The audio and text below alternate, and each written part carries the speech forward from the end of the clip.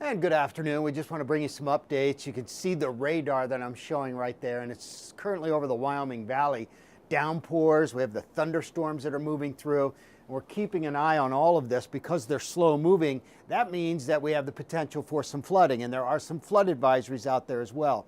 Good afternoon, Chief Meteorologist Kurt Aaron. Just to bring you an update so you know what's going on as we head into the weekend. Some of you may be taken by these storms and downpours that are moving through. So we'll go ahead and update you so you know what to be prepared for the upcoming weekend, because a good portion of the weekend will be dry. However, some of it will be soggy, especially there on Sunday. I'm going to go ahead and put these into motion so you can see for yourself. See how they develop. This is a radar loop just of the last 3 hours.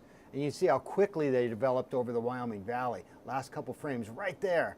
And that's right over our backyard as well. We're going to go to the nowcast and we'll zoom in on this. So yeah, it's from Scranton, even north of Scranton, up to German, down to Scranton.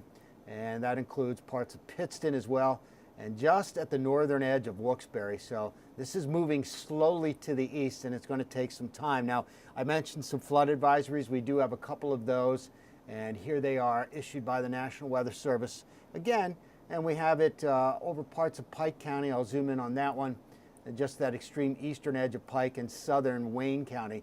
That's a flood advisory, potential for some flooding there. And also down here in Schuylkill County, this is where we have another flood advisory issued by the National Weather Service. So we go back to the radar image, and there you go.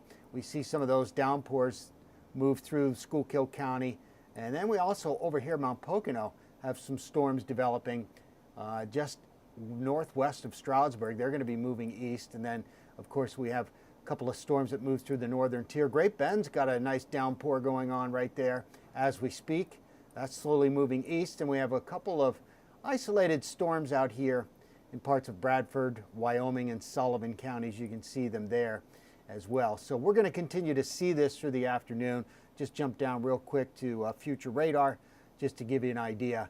And here we go. So there they are. They're out there. If you're going to be going maybe to the Rail Riders tonight, could be some storms early on, but once we get beyond 8, 9 o'clock, as we've seen with previous summer storms, they fizzle out pretty quickly and we end up just becoming partly cloudy overnight tonight. So we got to get up to about, I would say, 8, 9 o'clock, and then that threat for that severe weather diminishes greatly. The biggest concern with these storms, not so much for any tornadic activity or anything like that. It's mainly because of the potential for some flooding. I mean, if we look at our risk factor, up until about 9 o'clock, flooding is going to be the big concern. Yes, in and around areas that we get these thunderstorms, we may in fact have some gusty winds at times, but no, flooding is going to be the primary concern. That's why, as you noticed on that watches and warnings map, there were no tornado watches or severe thunderstorm watches. It was all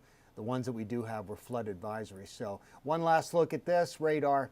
That's what we have moving through right now. We have some more upstream back here towards St. Mary, all part of a front that's moving through. So we got to get through the afternoon and early evening. And then there's a look at the weekend. And I just want to quickly show you this so you know what to expect. Tomorrow looks pretty good. I think only a few isolated showers. It's going to be hot, high near 90. Most of us stay dry tomorrow. And then Sunday is my concern right now, because Sunday looks like we could have a soaking rain for several hours on Sunday, and that would include slow-moving downpours. That may lead to some flooding. So I want you to be prepared for Sunday. Of the 2 days this weekend, Sunday appears to be the one that could be more problematic when it comes to flooding. So we'll keep you posted. Leave you with the look at the weekend.